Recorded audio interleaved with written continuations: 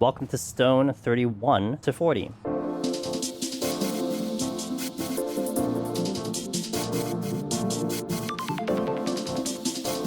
This is where the hard floors technically start to show up. Things start to like, there's an interesting kind of scaling when it comes to Deep Dungeon. Like 1 to 30 is good. I would say in PT, 31 starts getting like a little bit harder, but a couple things you'll start to notice. There's kind of two main changes that'll happen stepping into 31. One, the maps will be a lot bigger. You'll have to navigate a lot more to get through a lot of more room from 31 basically into 100. So you'll have a lot more walking around, a lot more rooms. Another one is that I had mentioned in 21 to 30 that the respawns are 1 minute each. Now they're going to up into 10 minutes each. So the respawns will be a lot slower, and you probably don't even have to deal with them unless you're on a room for a really, really long time. And lastly, one of the other big changes that'll happen here, we had seen mimics coming from bronze chests from 1 to 30. Now at 31 to 60, they are coming from silver chests. So blue chests will now have a chance, silver and blue chests will now have a chance to be mimics. So it's something to note that kind of shifts now at 31, and that lasts until 60. So we'll definitely focus on the 31 set. Let's hop on in.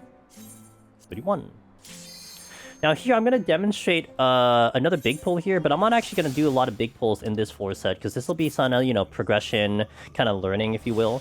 Also, kind of, if you are going to do some big pulls, it might be even more recommended to maybe pop a steal for this, and I'll just demonstrate that. So we'll kind of do a little bit more of a bigger pulls. Now, this is actually a really great demonstration, by the way. I had mentioned how 1 to 30, the votives were always positive. Now that we step into 31, there's a possibility that it will be negative, and we got our very first negative votive, which will give gloom onto the next 4 guaranteed. So something to note about that can happen, but like I said, there are ways around that you can conduct in the content, so it won't be half as bad, because you probably have tools to get rid of it, or if you go really slowly. Here, also I mentioned in 1 to 30 that Luring Traps only show up in the by starting at floor 4. That now changes because now it's possible to see Luring Traps at the beginning of this. Here we're going to do big pulls going in here. Also, the last thing to mention about the 31 set that is worth noting, the 31 set into the 70 set, up until 70, it's actually not, it's actually a really, really good spot to look into farming your potsherds, because potsherds will now have a much higher chance to drop 2 from a bronze chest as opposed to just 1 from a bronze chest, and this is really kind of the more ideal spot to look for those potsherds. So, 31 to 70, definitely a good spot to do it. Now here we do have a Luring Trap, which I'm actually going to go for so we can make this more spicy for you guys. Be really awkward if I end up dying, of course, but we'll do our best to not die.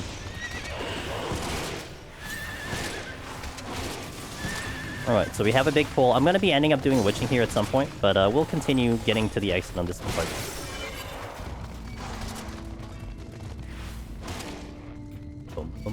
So notice, this is just a demonstration of what Samurai Melee can do in a big room.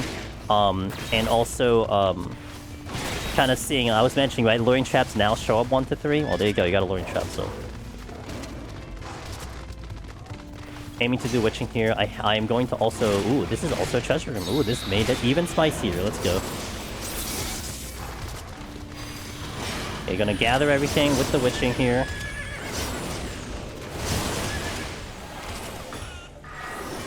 Oh, we got almost everything.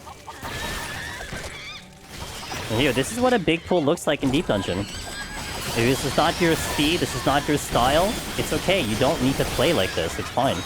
It's kind of fun. I will definitely admit it's fun, but it is not required to get through this Deep Dungeon. Not even in the least. You don't have to do stuff like this at all.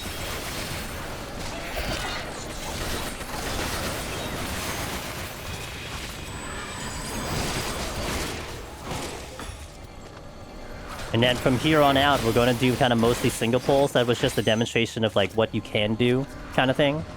And if you want to do that, hey, please, by all means. And there's our first mimic from the silver chest. There you go. And these, as mentioned before, you can stun them. It is very possible to stun these while they're still blue. Once they get to gold, you can no longer stun them anymore. So note that.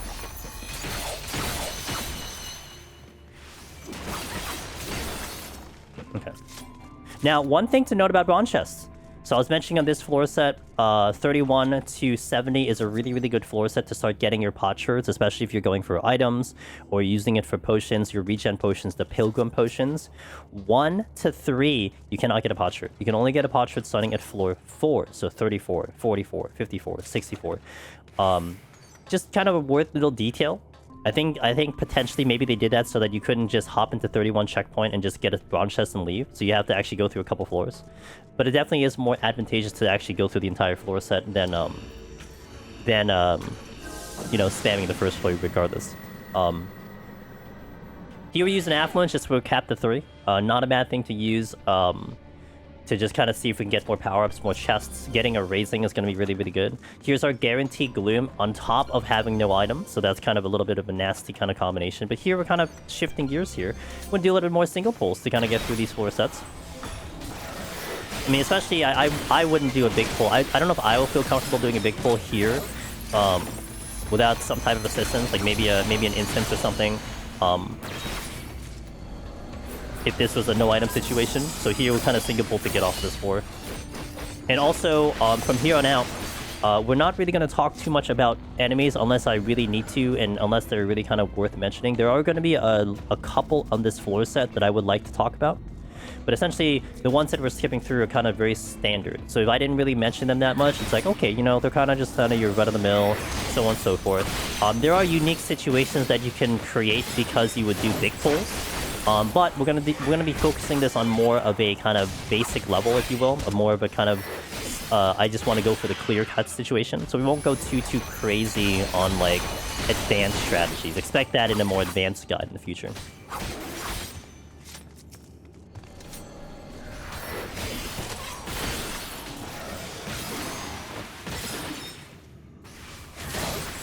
Okay, working our way through checking these chests. I mean, I can't open any chests right now unless I didn't have something that was capped out.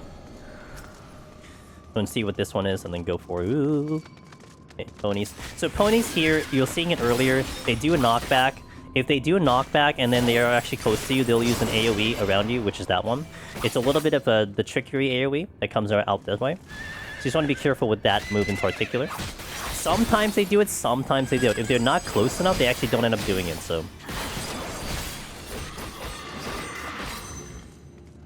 Yes, the gloom that we have, which was from the Votive, which what Liv mentioned in chat, it is a standard gloom. It's not any more different than your typical gloom that you would get on the floor normally.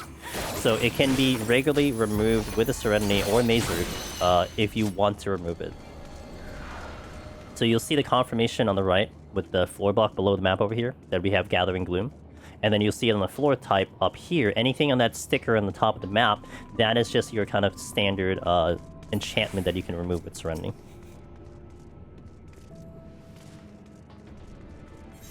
We start navigating to the other floor, and we're going to try to reveal the other room that is to the west of us over here. We have already opened the exit, so we are kind of good to go already, but I'll check the other rooms for now. And again, I'm going to open this bronze chest, and you'll see we're not going to get potsherds, and hopefully we see a bronze chest in 34 to demonstrate to you the difference of what it is once you step into 34 in that 4th floor. So the Mockery, by the way, kind of mentioned by Sai in chat, these guys do shoot out of combat, and that is exactly what it did over there. So worth noting that those guys are going to kind of be a little tricky if you're not paying attention to it, but yeah, if you're watching your feet, you should be kind of okay there. Don't need any more kills, so we're just going to go on and go to the next floor. Don't need to use any Pomanders because, well, we can't. But I'm going to kind of hope that we get a couple instances here. We'll see how the RNG gives us. I always like to say in my runs that, like, it's kind of good to get a good run where, like, I'm getting a lot of Pomanders, a lot of power-ups, a lot of incenses. But in reality, what you guys want to see is if we get actually a bad run, because you get to see what I do to kind of get through said run, so...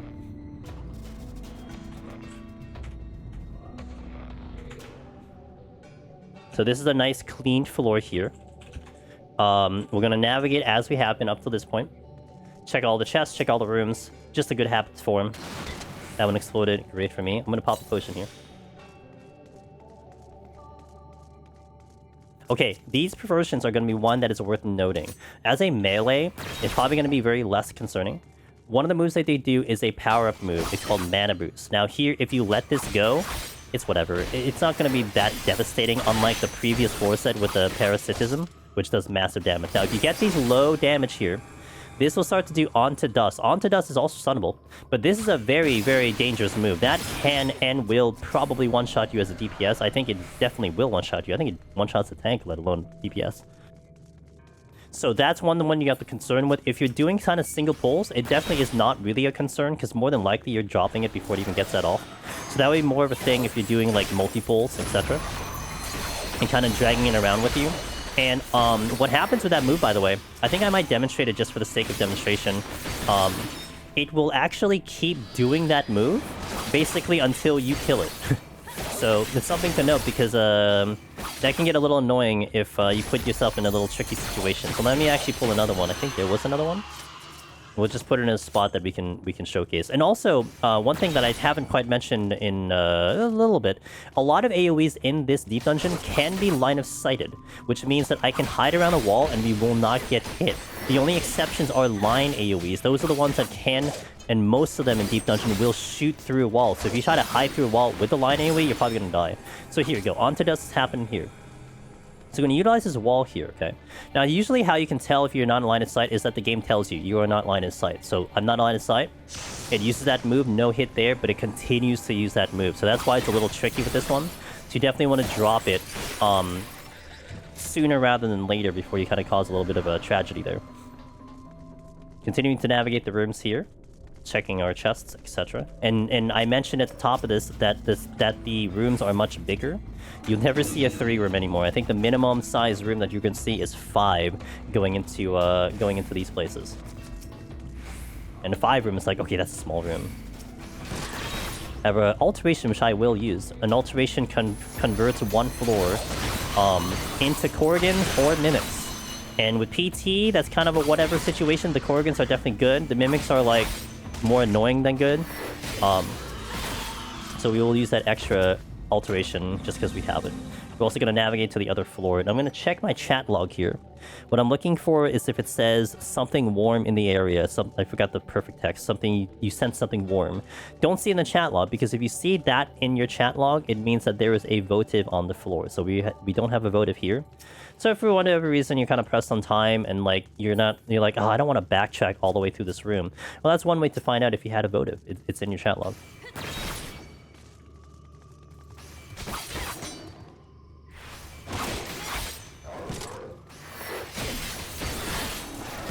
Okay, I got 2 more rooms to check, and then we will go on out.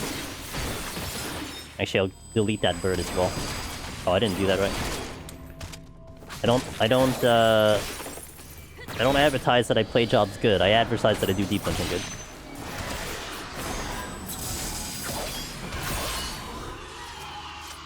Alright. Checking all the other rooms. Here's a little deep dungeon tidbit.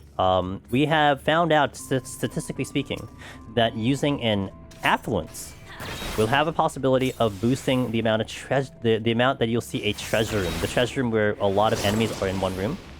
And so it is a scoring type of strategy where if you're trying to go for a high score, then a lot of score runners like to combine affluence and alteration, because combining the chance of possibly increasing seeing a treasure room and then getting that to be Korrigans or Mimics is actually pretty cool and pretty advantageous for additional points.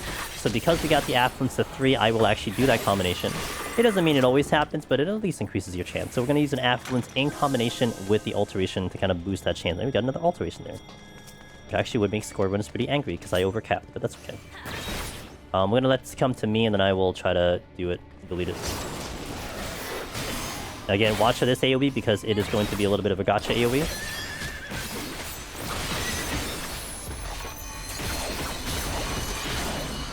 Alright, off we go.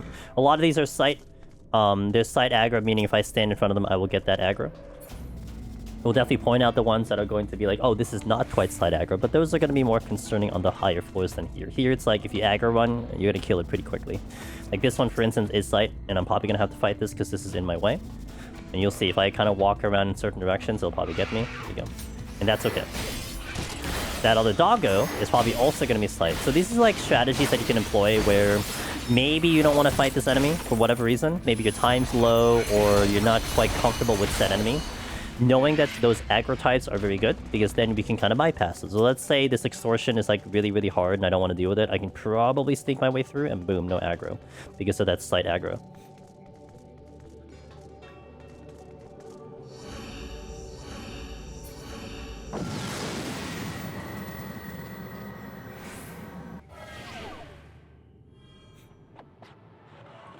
Alright, now entering the 4th floor here.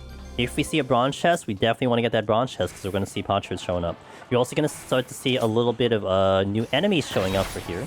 This one is actually a little spicy because this one has quite the big AoE. So this one, dragging this around can get a little dicey. And that's only if you're the kind of player who is kind of doing multi-fold. So this is kind of your first type of enemy that kind of makes that a little trickier than normal.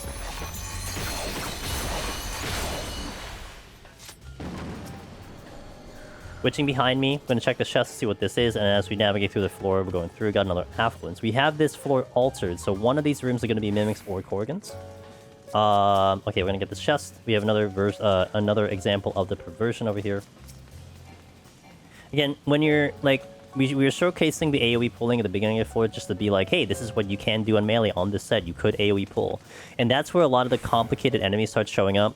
The Perversions doing their big AoE, that Patrol the Hypocrisy doing the big conal AoE. But if you're handling a lot of enemies kind of one at a time, you don't really deal with a lot of those extra details. Because generally it just becomes like just normal dodging, you know?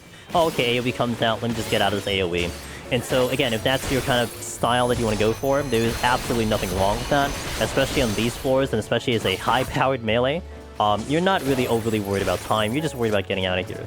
So here are the Mimics, we got Mimics instead of Korrigans, no big deal. But here's going to be what's interesting. I need to utilize my stun to be able to not take pox.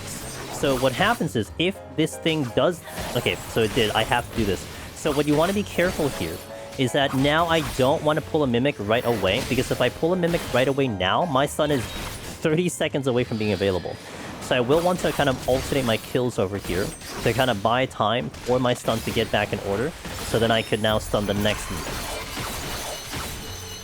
And here I might have to do that twice, because the next Mimic I pull probably have to stun this one, and then I have to stun the other one. So we're going to kind of wait here a little bit for the stun to kind of become available before we do another pull. So that's one thing you want to watch out for when dealing with a room like this. The Mimics may not be as threatening, but you want to be careful not to fight them back to back, because then they'll get the last lap because they get pox on you. There is a possibility that these Mimics can actually open with Death Trap first, as opposed to Malice. So it's always good to kind of pay attention to that. I would say it happens a little bit more in this deep dungeon than, let's say, Palace of the Dead. My stun is now down, so I'm going to ignore this Mimic first, and we're going to go check another room while we're waiting. This is kind of the time optimization, if you will. That doggo might aggro? It does. Intuition, I'll just use it short. This was asked in the previous floor set, why do I jump when I use my Pomander? It kind of reduces the animation lock, because if you're used to using Pomanders, there is an animation lock that happens if you're standing still. So by jumping, we kind of reduce that animation lock and get a little movement with it as well. So it's like a little optimization trick for Deep Dungeon. Pulling this Mimic so I can get to the other room. I believe I would aggro this thing if I were to try to get to this one.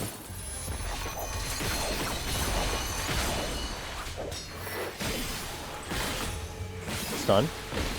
And we're going to check that last room as well to see what's over there. Standard AoEs here to dodge. I'm too crazy. Still looking for a bronze chest so I can demonstrate the whole bronze chest thing. I'm going to probably use... Oh, we got another combination. I'm going to use an Affluence and Alteration combination here once more. Just to keep that at 2. It is definitely good practice in Deep Dungeon to try to keep your Pomanders at 2. Particularly your strengths, your fortunes, your alterations, your affluences. I would say in this Deep Dungeon, keeping them at 3 is not necessarily a bad thing, but it's a good habit to like kind of get a little more aggressive, because these are the things that could potentially give you more power-ups or potentially save you some time.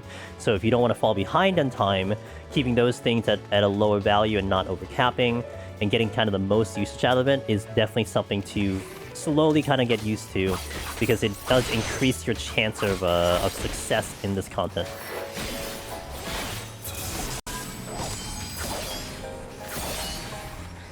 Deleted. That's without strength too, mind you. Okay, Okay, we're going into 35. Everything seems good. I would say by about 36, 37, we're going to start to find a little bit more interesting enemies to talk about.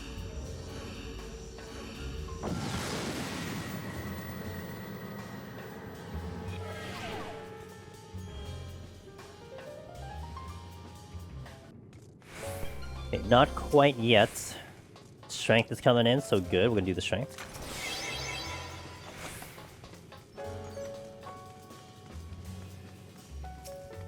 True, except raising. Don't keep those at 2. Well, to be honest, if you're progging for the first time, I would say don't sit on the raising too much.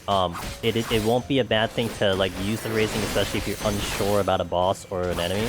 So I would say use raising if you're a little uncomfortable. But you definitely want to hold on to the raising for future runs, because that is definitely your ticket out for like any catastrophic mistake that might happen on the run.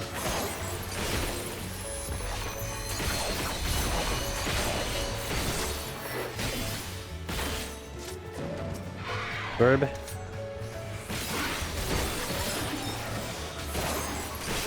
Again, if your mode is I'm gonna like pull one at a time, a lot of these enemies are not gonna be overly concerning. Like this Lionstone is one that would be a little tricky in a AoE pull situation, because it does have some longer AoEs. This has like a very thin conal that it could utilize. So that could get a little dicey if you're pulling the whole floor. But since we're doing a lot more focusing on single targeting, then these are things that you don't necessarily have to worry about. I'm gonna see if I can... There we go. There, that's that one. So that's where that can be, you know, a slight concern if you're AoE pulling, but here we're kind of demonstrating the single pulls now, so no big deal. Another alteration. I'm gonna use that fortune because that's extra.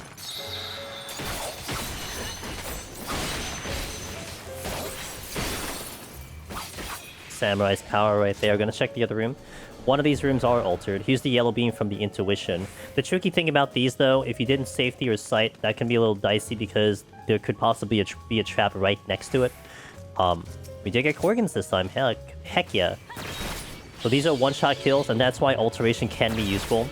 Especially on the higher floors, this is the same exact thing. They will be one-shot. Oh, okay, we get a bronze chest. Let's see what we get from the bronze chest, 34+.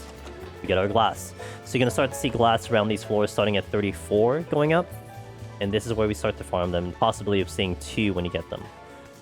But yeah, in the higher floors, if you use an altar and you get Korrigans, I mean, that's 3 very quick kills. If it takes you about a minute to kill something, well, you just save like 3 minutes. So that's where alteration can be useful. Yes, you can run the risk of mimics, but sometimes some enemies are a little bit more, are less treacherous if they're mimics versus their normal form.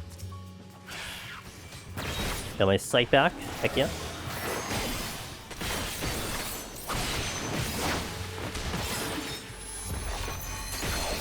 Okay, going to the next floor with nothing at the moment, which is fine. I do have the strength on. Actually, I don't remember what this chest was. One little tactic that people have done in the community, I don't do this personally, is some people like to mark their chests. And the reason why they mark the chests is that it kind of helps them remember what that is, especially if you just like navigated the whole floor. You won't see me do it very often, but I've definitely have heard that it has helped people in their own runs. Like, let's say they don't quite remember. Sounds like 2 debuffs, and it is. One of which is no knockback. No knockback, we were mentioning that on the 21 set. If you have the mud ball and then you get a no knockback, that can diminish the power of the mud ball and do a little bit much less damage than it normally does. How does Fortune impact alteration mobs compared to regular ones? Is it more impactful? A really interesting question. I don't know if we've done any testing on it. What Lilith's referring to is that normally a Mimic and a Korrigan do have boosted drop rates, because you can see, like, if you don't use a Fortune, you're probably going to get a chest dropping from them. Now, personally, I believe that... I believe it's a little unnecessary to Fortune them, but I've kind of gotten into the habit of Fortuning them only because I tend not to use my Fortune to begin with. So, it probably does boost the chances of getting it, but we don't know what percentage that could possibly be. But I stole this from my buddy Aurora Moon, that he justifies Fortune usages when he sees an altered room, because he says, oh, it's like, oh, okay, well, those are special enemies, let's just make their chests drop even more of a chance. So now this is the first enemy that is going to be a little bit interesting to talk about. Even on a bigger pool, this one can get really annoying. Their first move here is Handed Judgment. This only happens if we're close. So if we're far away from this thing, it won't hit us, but this is a knockback.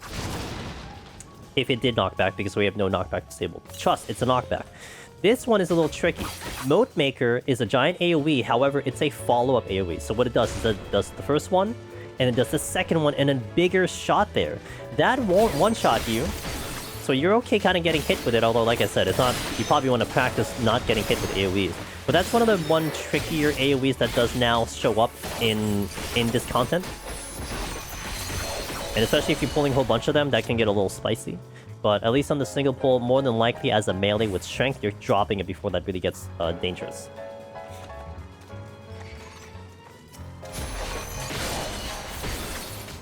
Mana boost coming out. That is fair to say that it would probably one-shot a melee with lower Aether Pull. If you're coming in here with low Aether Pull. But I think, I mean, a lot of AoEs and everything are going to probably one-shot you if you have low Aether Pull to begin with.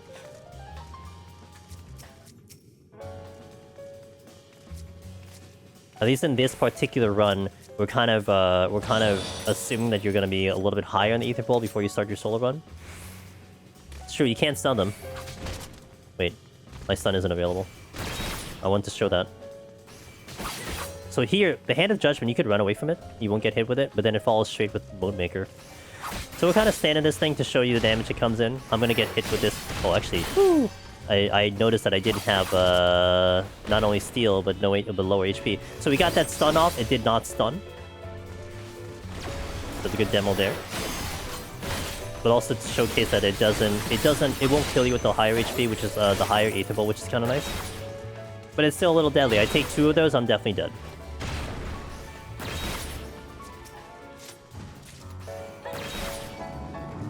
And basically, one thing to note about a lot of the AoEs in this deep dungeon, if you kind of discover how much damage it does to you, like one of these AoEs, how much that does to you, so that one did about 61,000. Generally speaking, all the AoEs from every single enemy will do just about the same amount of damage. So there's no really large variations. There is like only a very small handful of exceptions that exist in PT.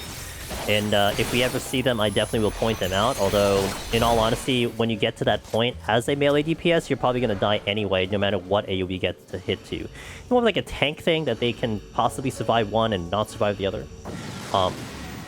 But generally, you can just assume that if you got hit with an AoE accidentally, then you know that is the baseline damage that you receive from all AoEs from the rest of the content. At least for this floor set, I mean, not the rest of the content.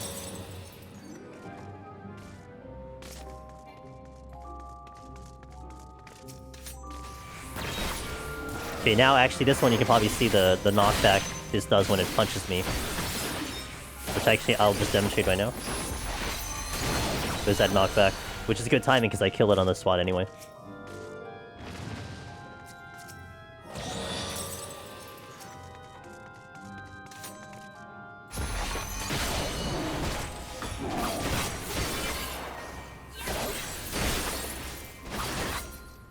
Alrighty.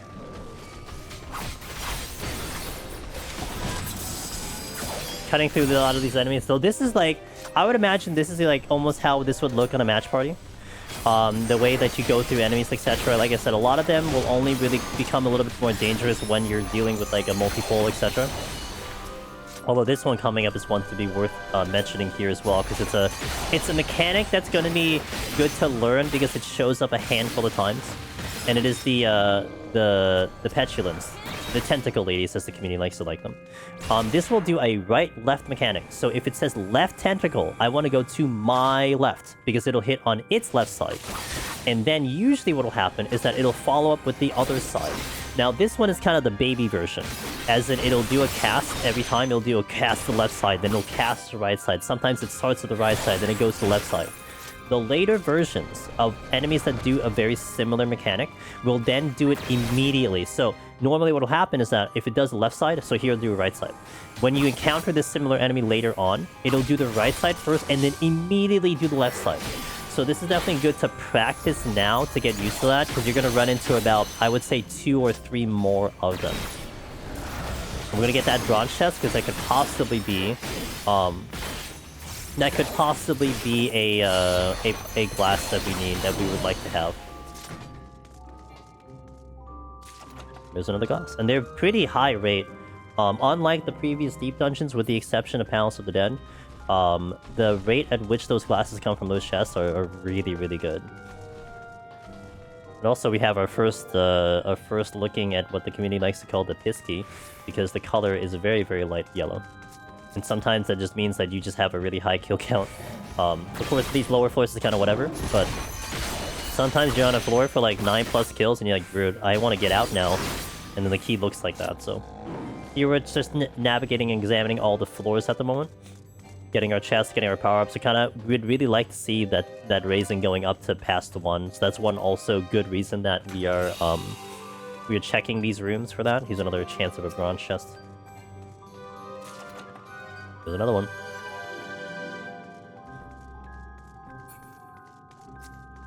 I used to call them 50 Shades of Orange. I feel like I kind of converted over to the Pisky. Again, slight aggro, that's why we don't aggro that thing. Almost the boss. We've been kind of going through pretty well. Almost to reach the boss. That's unfortunate, but that's not a big deal. That's a slight enemy patrol. Enemies that walk through the room kind of at their own free will. Sort of. I mean, they're walking down a path, kind of thing. Oh, well, I guess you don't want to let me through. Noted. These guys are a little dicey, because they will do a gaze attack. And that is like a 15-second paralyze, so 15-second petrify, I apologize. So you want to be careful with these guys, because if they get that off, then it might be GG. Especially if you get hit with the AoE following up. Petrifying Light, that is a gaze attack. So be careful with that one, that's for sure. I have lost the run to those in the past. But that's only because we were doing like bigger pulls. If you're doing it one-on-one, you're probably not seeing it. Plus, you're probably gonna... You can stun it, etc. 38, no knockback once more. Checking and examining all the rooms. We pick a direction and we go. Here's one of the tentacle, 2 of the tentacle ladies. Again, watch your rights and left. I have another steal, so that's great. We're going to our right, our right. If it says the direction on the head, that is the direction that you go to. That's kind of the easy way that I remember that mechanic.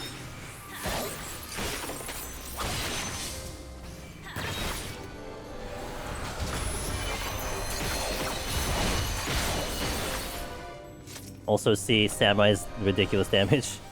That's why it's really nice. Like it's good to know what a lot of these things do, but when you really line up a lot of your damage buttons, I mean, you're probably not going to see some of these mechanics. So that's one way to also prevent and not die to a mechanic, is kill it before it does the mechanic. And that is one thing that Samurai will provide, which is kind of nice. We have a Votive here going into 39. And it is... Foe's Frailty. So that means the enemies on the next floor will have less attack, less defense. So you will just kill them faster. It's like similar to Mortification. The only difference between that and Mortification is Mortification, you have less defense, but you do heal back. This one is just straight up attack and defense of the enemy going down.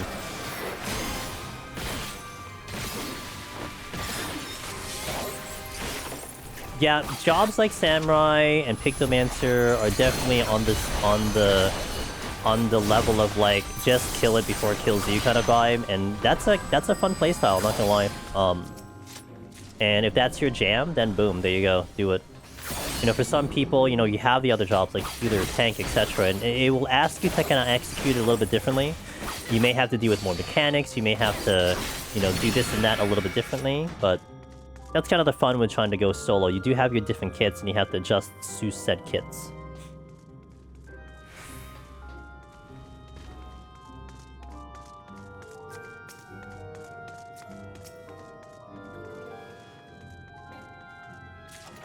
Another glass. And we're just looking at the other chests here. I have not even picked up a single incense, so that's going to be kind of interesting here. Whew. Well, this is good. This is actually good for you guys if I don't see one very often, because it makes it a little spicier. And anyway, it's actually good also because I am trying to do the bosses a little bit longer so you can see the mechanics a little bit longer. So that does kind of benefit the gamers watching this. It also shows you that, you know, sometimes you just get unlucky, if you will. with some of the incenses. But I will say that in 31 to 50, you are going to see a little drop-off when you get the incenses. Like, it isn't 0. Like, you are going to get some, but it will feel a little less than 1 to 30, and a lot less from 51 to 80, and then a ton less from 81 to... But we'll talk about that later. But generally, you will see a little bit of a drop-off picking them up. So, and then not to mention, it's added onto the fact because you can get mimics. So that kind of just adds to the pull, where it's a lot better when it just either explodes or you get incenses. But it's okay. The bosses coming up are, in my opinion, as long as you know what the mechanics are, you can certainly handle it. I would say the boss coming up here can get a little spicy. But as a melee with DPS, it's a little okay, because you'll be able to deal with it a little bit better than some other jobs. And of course, we'll talk about it when we get there. Mimic.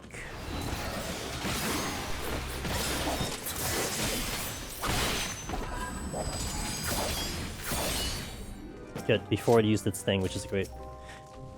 Yeah, but Haste going for the boss. I'll actually... So here's a nice little strategy that we hadn't had to employ. Something you'll see me talk about more when we get into the later floors, because it's really a little unnecessary on the lower floors. If you get a Strength, a Steel, and a Haste leading into the boss or on the 9th floor, it is definitely advantageous for you to try to pick it up when you're about to leave, as opposed to, like, right away. This way, it can kind of carry into the boss a little bit better. Granted, if you have a Bark Bomb, you're dropping bosses, you know, pretty fast. This is kind of, like, I would say, old Deep Dungeon strategy, which definitely applied to the older Deep Dungeons, because some of those fights do actually take, like, 5, 6, 7, 8 minutes, so you want the full duration of that Strength and Steel. With a Bark Bomb, if you were to use one, or another incense, you probably drop bosses a lot faster, so you can kind of use your Strength and Steel now, and then it will carry into the boss. But I would say it's good practice to get those Pomanders on your way out, so you get the maximum duration. Of course, on the higher floors, if you deem the enemies more deadly than the actual boss, then you make your adjustments that way. But I would say the bosses here can get a little dicey. If you're not used to their mechanics, you know, so on and so forth, so we will definitely respect that. Here we have a Fortune and an extra Haste, so I'm going to definitely take advantage of that.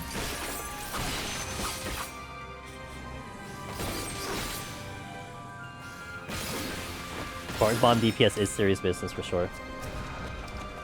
So here, I think I actually don't take this Haste yet, because I still want to see where the exit is. The Haste that's all the way by the spawn room is a little bit further, and I will pick that up, a little bit later.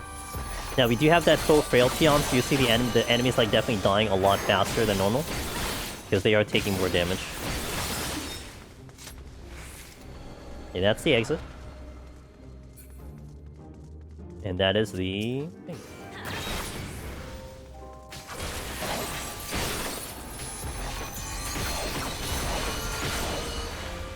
And the Strength. Okay, so we'll pick up the Haste and the Strength and build the boss. And actually, we will do the boss without an incense period, because I do want to save this maze route for possibly the future, especially if we haven't gotten any. Which is going to be good for you, because you can see what the time looks like without an incense.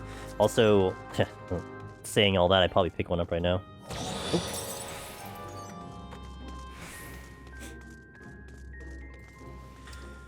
Okay, Haste, Strength, boss time. And I will safety the Steel. I actually would really recommend popping a Steel for this upcoming boss, because this boss can get just a little messy sometimes. So a Steel might be a good idea here.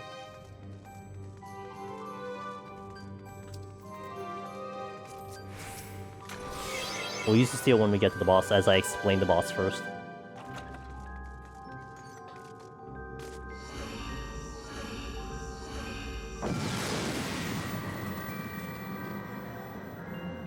Alright, first and foremost, I hope you have the BGM on, because you have some really good music for the bosses leading from here up until the final one.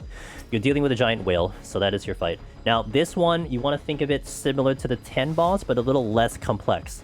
You have ads, you need to kill the ads. That's important.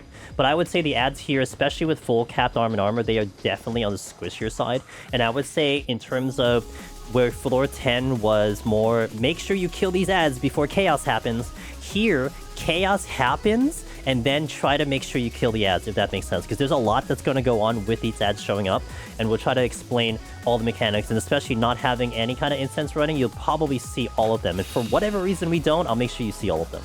So let's engage this fight. First move it's gonna do, it's gonna jump to one side of the arena, which is usually the one over here. Hop over here first. And here I'm not actually gonna worry about my burst now. I can kind of just do my thing and not really hold an AoE. So here it's gonna do its first move. You will see a thing in the middle of your screen, but you can also see the color. The color indicates what mechanics is going to come out. This one is going to be a giant point blank for the positioning of those enemies that are here. So it's going to go from here, coming from that one, and then coming from that one. Also, this boss is going to do another move itself. It's going to be near tide or far tide. Near tide is the indication of what it's doing around it. So if it's near, you go far. If it's far, you go near. That's how you kind of do that. Now, those adds, if you don't kill them in time, they will explode and one-shot you, so you want to be very careful about that. But as you saw, I kind of just single-targeted them, no big deal. And you can also see, we're dropping this boss just on Samurai's DPS alone. Okay, so we got the second mechanic. The second mechanic is a white spout, and what will happen here is that it is a knockback. So we're going to be taking a knockback. You can't arm's length it. I'll arm's length the second one here as it goes around, so we kind of make this a little simpler. Now we're also looking at the boss. It is doing near tide. So it's going to be useful to kind of have the boss kind of focus targeted, which I do not have, but also kind of give a quick glimpse at what the boss is doing. Now, additional mechanics here, spouts and AoE circles are going to come around. It kind of gives a little bit of timing before the next set of adds, and now you saw the whole fight. So it's just rinse and repeat. You're going to be looking for the spout around his head, and you're going to be looking for the color if you didn't see what kind of the text was saying here. Okay, so it's going to be a knockback here. Don't have my arm's length, so we're going to make sure that we try to get knocked back in a good way. Not sure if I'm going to do this correctly, but we will try. Pop a potion here just in case. So the first one comes in, boom. Second one comes in, boom. And the third one comes in. Okay, it's going to be near tide, so I'm going to want away from this. I did get the bleed from the outer arena, but that's not too big of a deal. Getting rid of the ad there. One Madara is all I need.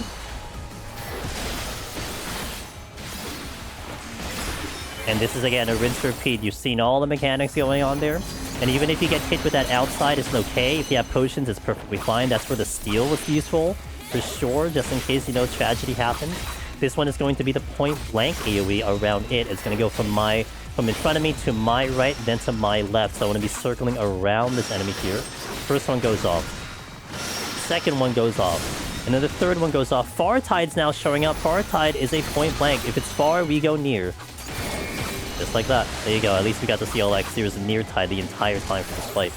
So now you really saw everything. So now we just wipe this boss out. No intense here, just our raw DPS.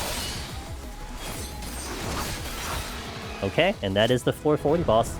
I would say this one, it can get a little chaotic. I remember my first time doing this, it was just very, very chaotic. But it's very fast, so it's a pretty good boss. So there you go, 31 to 40. That's your little guide there, and hope that was helpful to you.